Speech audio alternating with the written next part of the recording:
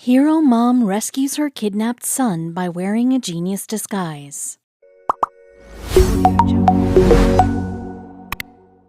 Whether you're overprotective or laid back, every mom has one thing in common: strength. You need it if you want to become a mom because having a child comes with too many fears to count. There's the fear that your kid will be bullied, fear that your kid will get sick. The terrible list goes on. Of course, then there's the fear, the one some moms can barely think about at all. Kidnapping is truly every parent's nightmare. This was mom Callie Attiah's biggest worry as well, one she saw come true before her very eyes. But instead of giving up, Callie did what most moms would do. She hopped on a plane and donned a clever disguise, determined to see her son again. Of all places Callie Attiah thought she'd end up, the side of the road in the middle of Egypt wasn't on her list. Of course, meeting a man like Mohammed Attiah wasn't in the plan either. The day they first met, everything changed. In 1999, Callie was on track to get her master's degree in education when she met Attiah, who was working in a restaurant in Harrisburg, Pennsylvania. They got married a year later, but according to Callie, that's when their love story took a turn. 3 months after our boy was born, he left, Callie said of Attiah. Callie found herself suddenly alone with her newborn son, Nico. She was thrust into the role of a single mom, no matter how hard Callie fought for her marriage to survive. Then the truth came out. Basically, he married me for a visa, Callie revealed. When their divorce was finally granted in 2005, Attiah moved to Egypt, though Callie tried to keep him in Nico's life. This ended up being a fateful mistake. You see, in July of 2011, Attiah told Callie that his mother was dying and that her final wish was for Nico to see her. The problem? Attiah's mother lived all the way in Egypt. Still, Callie knew what she had to do.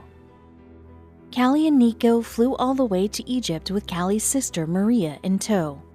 When Attiah picked them up in a taxi, all three climbed in, but minutes later, as the family was traveling down a lonely dirt road, the car suddenly started to sputter. Attiah complained of car trouble and pulled over. According to Callie, that's when everything changed. Attiah forced Callie and Maria out of the car, slammed the door, and immediately disappeared down the road, taking Nico with him. Callie described the moment in terrifying detail. Nico was pounding on the back window, screaming for me and his aunt, Callie said, but all the two women could do was chase the taxi until it was gone, leaving only tire tracks in its wake. Abandoned in an unfamiliar country, Callie and Maria tried not to panic. Callie knew this wasn't a mistake. As much as she had once loved Mohammed as her husband, there was no denying that he played a much different role now, Nico's kidnapper. Callie immediately contacted the local authorities, but it wasn't long before they realized the police were no help. See, there was another element to Nico's kidnapping that was greatly complicating things. In 2011, Egypt was in the midst of a revolution. Callie had no doubt that this revolution would inhibit the police's search and that it probably had something to do with why Attiah kidnapped Nico in the first place. Still, this information didn't get Callie any closer to locating her son, so she made some calls. When the local police couldn't help her, she contacted private detectives. As the months passed and still Nico was nowhere to be found, even the most experienced and expensive detectives were forced to return to Callie empty-handed. Callie had nowhere else to turn until she realized something. If detectives couldn't help her, then she'd just have to take matters into her own hands. Some people will say I was crazy, Callie said. I had already lost everything. I had nothing to lose. Some people would find it crazy that she made 4 trips to Egypt to search for Nico. But if you ask a mother, they probably wouldn't see it as crazy at all. A mother's love stretches far and wide, even all the way to Egypt. To me, it's like a living death, Callie described of life without Nico. You know, I'm walking, I'm breathing, but it's nothing, the emptiness. After 2 years of hoping, crying, and exhaustive searches, however, Callie discovered that hope wasn't lost after all. Despite the enormous financial toll, Callie decided to hire one last private investigator to help her navigate the unfamiliar Egyptian landscape. This, along with her own determination, finally gave Callie the lead she was searching for. She and the private investigator tracked Nico's whereabouts down to Alexandria, Egypt.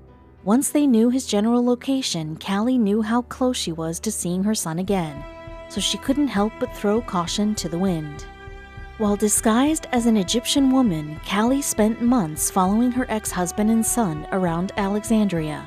She went back and forth between wearing a burqa and a niqab, each time just trying to shield her face from her ex while seeing if Nico was safe. Every time she saw Nico in person, it took everything she had to stick to her plan.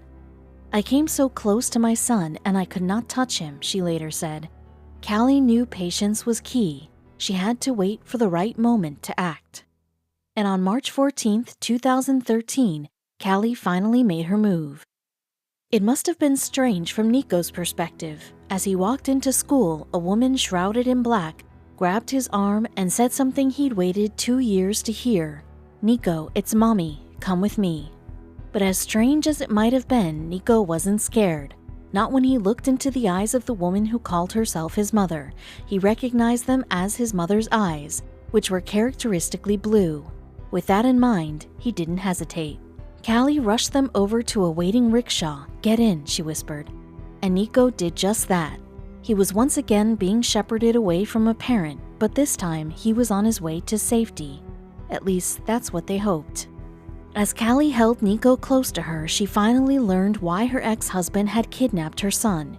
Nico told her that his father wanted to make him a Muslim because American society was rotting. Atiya, it turns out, was a dedicated member of the Muslim Brotherhood.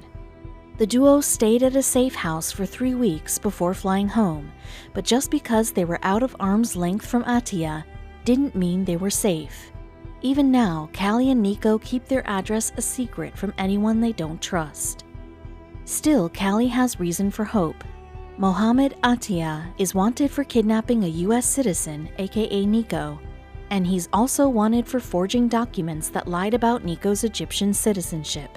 Now that Nico is home safe, Callie just wants to regain a sense of normalcy.